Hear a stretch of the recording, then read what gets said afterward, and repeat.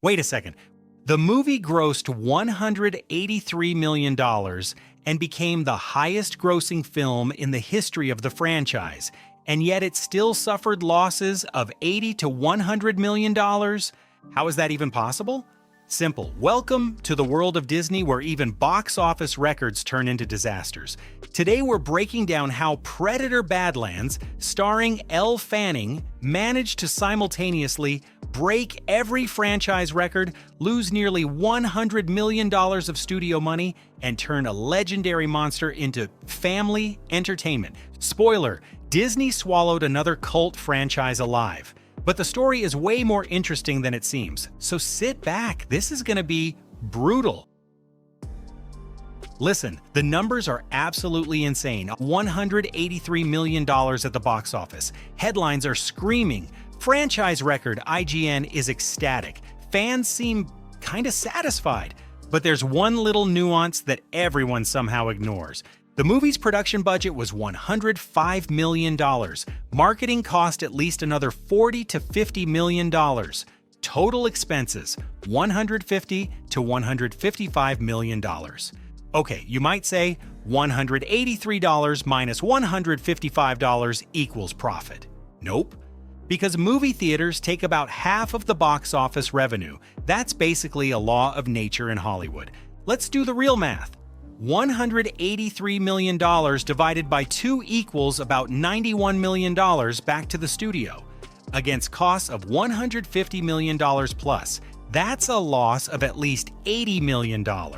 So much for the highest grossing film in the franchise. Sounds nice, doesn't it?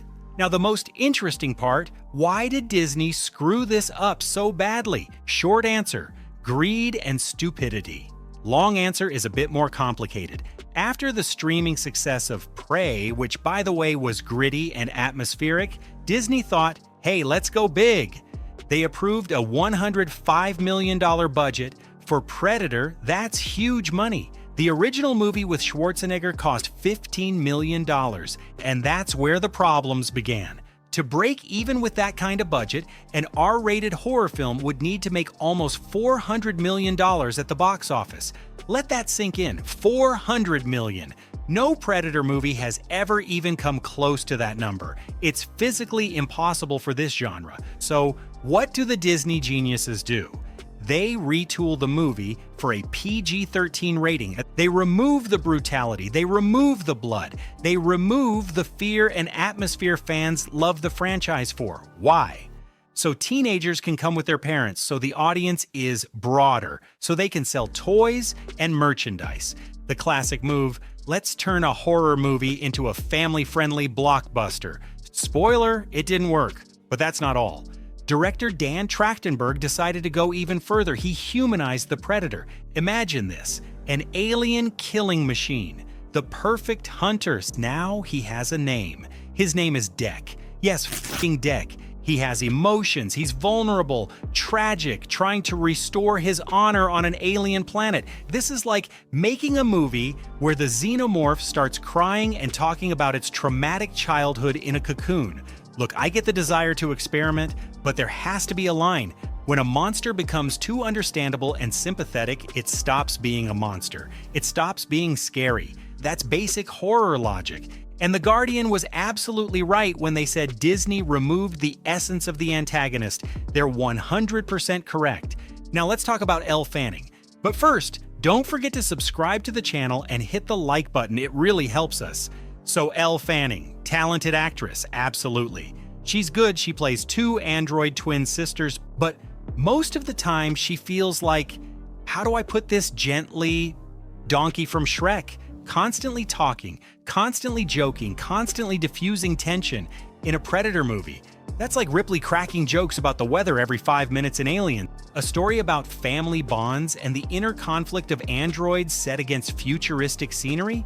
That's cool, that's interesting. That's a solid Black Mirror episode or an expensive sci-fi fanfic, but it is not a Predator movie. Do you see the difference?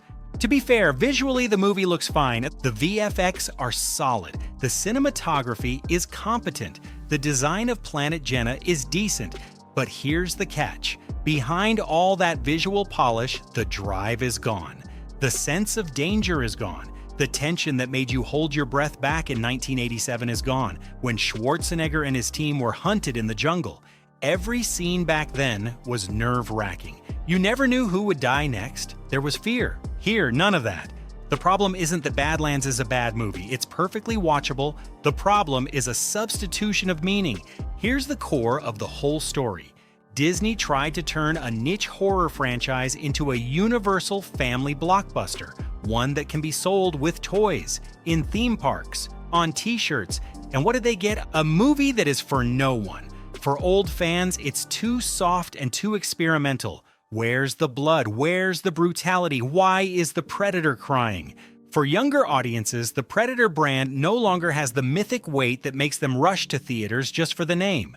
Classic case of tried to please everyone, pleased no one. Result, $80 million loss. This isn't just a financial failure of one movie.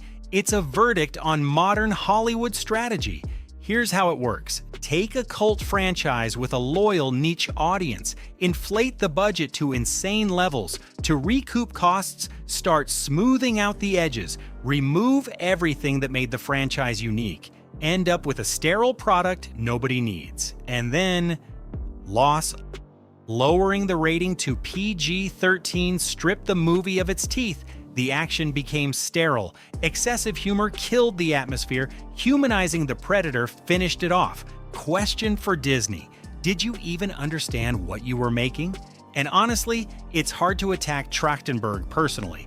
The guy clearly tried to bring something new, to avoid repetition. He had interesting ideas, but in the chase for originality, he and the studio forgot the most important thing. Why do people love Predator?